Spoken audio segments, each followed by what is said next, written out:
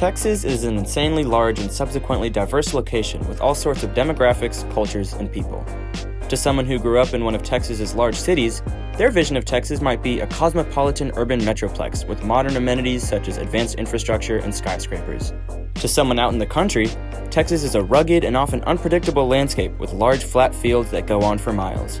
Still, there are some parts of Texas that even native Texans might not know too much about. One such location is the Texas Hill Country. Texas Hill Country spans a vast part of central and south Texas and is home to several interesting and unique locations. One of them is a historic German settlers town that sits right in the heart of Texas Hill Country, known as Fredericksburg. Fredericksburg is similar to many other small tourist towns, as it has a multitude of attractions, restaurants, and historic sites. Still, it stands out, as its unique history is one worthy of a little digging. To learn a little bit more about how Fredericksburg came to be, I sat down with a representative from the historic Pioneer Museum. My name is Lacey LeBleu, and I'm the curator here at Pioneer Museum Fredericksburg. The Gillespie County Historical Society was started in 1934, and their goal was to build the Vereinskerk, which is a replica of the second building in Fredericksburg. And the Vereinskerk sits on market plots today. And in 1935, it was completed, and the Historical Society owned and operated the building. They still own and operate the building. Since then, we've grown to be 3.5 acres. And we encompass 9 historic buildings, and we interpret each of the buildings as they would have been when the families lived in them or when kids would have gone to school in the buildings. Early life in Fredericksburg was incredibly rough. When they got here, there were no settlements close. New Braunfels and Austin and San Antonio were the closest communities. And they only spoke German for the most part, and so they weren't going to be able to go and talk and have conversations with the Americans who had moved to Austin, or even the Tejanos who lived in the area already. When they arrived here, they were supposed to have building materials from the Adelsverein, but the Adelsverein had mostly run out of money, and so they got here and they used everything that they could to build homes and huts and to survive the first couple of years. For the first 3 or 4 years, cholera and scurvy were huge here, and they took out a large portion of the population. That happened from 1846 until 1849, and by then they had kind of gotten a little bit sturdier and survived longer, and after that it became a little bit easier to live out here. So Fredericksburg is largely German, and they have been since 1846. And part of the interesting aspect of Fredericksburg is that Germany wasn't actually a country when they came over. They all came from different regions, and so each family, essentially, maybe even family groups, had their own dialect, so they created their own language. For the most part, Fredericksburg was incredibly insular, and so there wasn't a lot of influx of other cultures other than the Hispanic culture, which was already here. And the two groups worked together, and primarily the ways that you can see that they worked together are the limestone buildings in town. Because when the Germans arrived, they kind of knew how to work with rock, but the Hispanics who lived here already knew how to work with rock, and so they helped them to build their community and to teach them how to do those sorts of things. Today, the culture of Fredericksburg is a little bit different. After Lyndon Baines Johnson was elected president, he essentially opened Gillespie County to the world. And so since then, the population of Fredericksburg has grown immensely, and the amount of German influence from those original 120 settlers has decreased a little bit, but it's still present in town. This decrease in the original German culture in town is largely a product of the vast diversity of culture and shifting demographics that come with tourism. These shifts are both brought on by, but also a further influence to, the growth of modern attractions and ideas. One such attraction is Barron's Creekside. My name is Daniel Meyer. I'm originally, or still I should say, from Switzerland. And I started and manage and own the Swiss log cabin village Barron's Creekside in Fredericksburg, Texas. We're just 2 minutes away from downtown Fredericksburg, which for guests that come to Fredericksburg, they like to be close to the downtown area. Then second of all, it's 26 beautiful rolling acres, totally out in nature. And most important, I find, our Swiss log cabin villages are really 250-year-old, but I built them new. So it's very historic, very rustic, but very luxurious. Everybody has their own cabins, and it's just like peace on earth. So an interesting aspect of Fredericksburg, which I didn't pay too much attention at first, was 15 years ago there were maybe 10, 15 wineries. And, well, I'm a wine drinker myself, that's one thing. And then I said to myself, it would be nice if I had my own wine. And I built my own vineyard. I planted it 4 years ago next to the club. So, I mean, Barron's Creekside is now a vineyard as well as a village was the club. And we are now, actually there's one bottle here, we are now having our own Barron's Creekside wine, which I produce at the really #1 boutique winery, Coolman Cellars in Stonewall. And so we can let our guests taste the wine as well. Once again, Texas Hill Country brings surprises.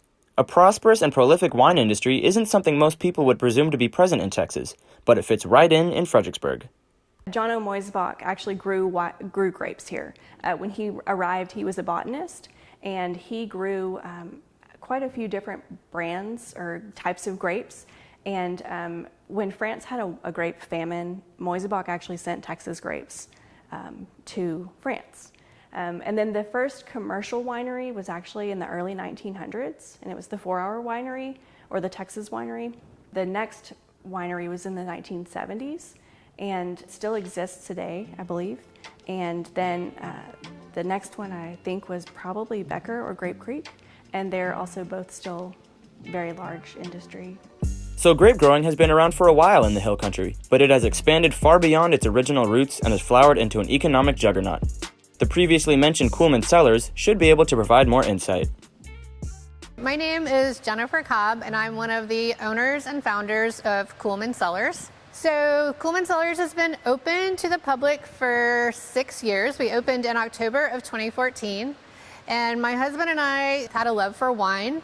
And as we looked at the wine scene in the Texas Hill Country, and it seemed like a good opportunity to start a new business. So the name Coolman Cellars comes from Coolman Creek. So my husband Chris and I own some property just north of Fredericksburg, and that is where Chris planted a experimental vineyard because he thought it would be fun. So this was sort of part of the inspiration for everything. So as I mentioned before, we both have a love for wine, and as a hobby, he thought, you know, we would plant those vines and see how it turned out. Through that property runs Coolman Cellars. And so when we were thinking about names for the wine, we decided to name it after kind of where it all started, which was Coolman Creek. So there have been wineries in the Fredericksburg area for, I want to say, more than 30 years. But just recently, things have really taken off. So the speculation on my part is that there's been an increase in tourism in Fredericksburg. So Fredericksburg is a big touristy area. There's a lot of people coming to the area. There have been more vineyards planted in the Texas Hill Country. As education has gotten out about the types of grapes that grow well in this area, more and more people have been successfully planting vineyards and opening wineries as well. So I think it's just a natural progression as people have figured out what works well and how to make better wine. There's been more and more wineries opening up. So there's a lot of different kinds of wine, and there's a lot of different palates out there as well. So there are a lot of wineries that might cater to people who prefer sweeter wines. There are wineries that cater to people who prefer bubbles. There's all sorts of different wineries and different grapes out there. There's probably about, it depends on who you ask, but I'm guessing about 80% of the grapes grown in Texas come from the Texas High Plains, which is actually in the Lubbock area. But more and more, we're seeing grapes and vineyards being planted in the Texas Hill Country. So from its humble beginnings, grape growing has become a much more relevant staple of Fredericksburg. The industry's immense growth and influence demonstrate the level of globalization and homogenization that has reached Fredericksburg. But it's not the only modern and exciting element of Fredericksburg that has cropped up in relatively recent years. Fredericksburg's nightlife scene has also experienced some exciting new developments. So the club used to be the art school of the former owner, and until 5 years ago, I leased it to an artist as a studio. And then my guests more and more started to ask me, said, wouldn't it be nice if you had a restaurant here? And one of my hobbies is I'm a blues harmonica player. And no venue in Fredericksburg would really play blues except for maybe once a night somewhere. So I said, well, why don't I start the club, wine bar, bistro, and live music venue. And in the meantime, it has become very popular.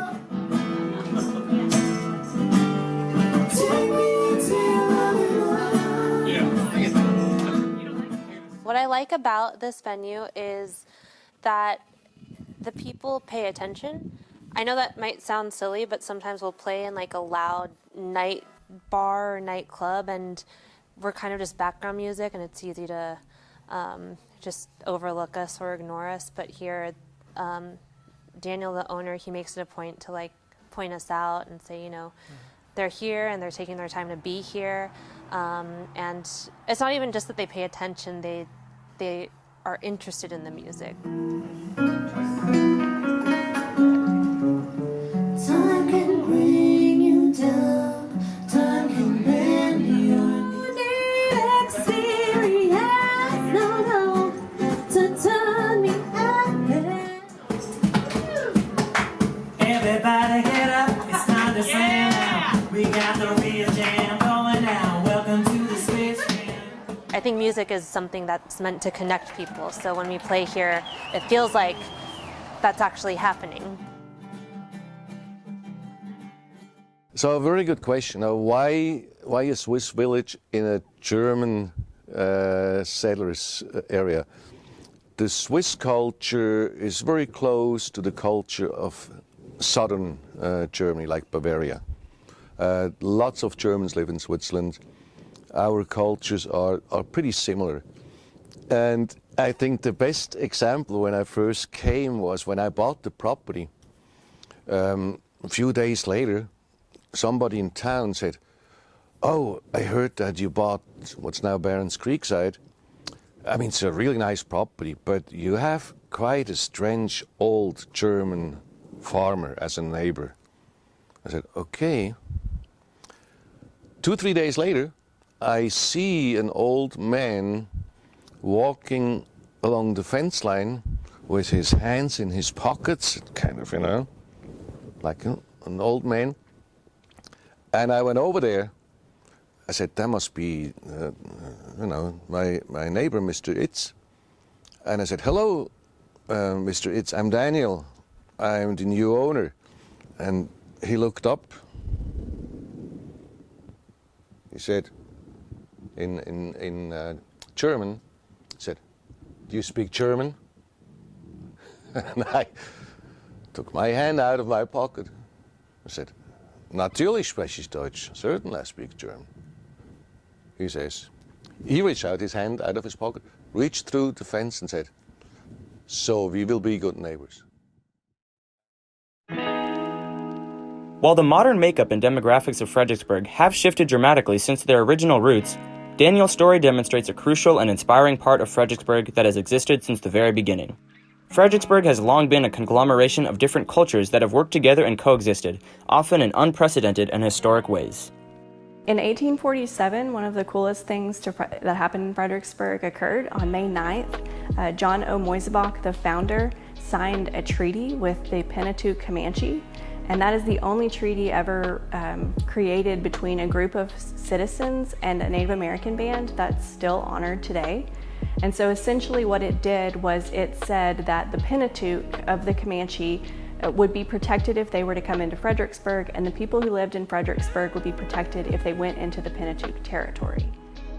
Since the very beginning, Fredericksburg has been a town of different identities, and that trend, which started through a necessity for survival and progression, led to the continued existence, development, and inclusion of cultures from all across the world, who impact Fredericksburg and represent its diverse identity. I would say that there's something for everyone out here. Our winemaker is French. There are a couple of other French winemakers in the area as well, and I would say that their background and their culture definitely contributes to the end product.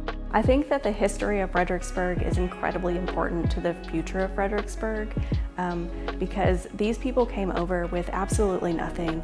They were promised so many things, and when they got here, they didn't have any help, and they helped this community be created and build and sustain the way that it has. And you know, it's going to be 175 next year, and it was supposed to be a couple years of a colony. It wasn't supposed to survive. And even though things are changing every day, and all sorts of new people and businesses are coming in, it's kind of showing the evolution of Fredericksburg, which was started as a small community and then has grown into this place where people come every day to see what it was like and learn more about it.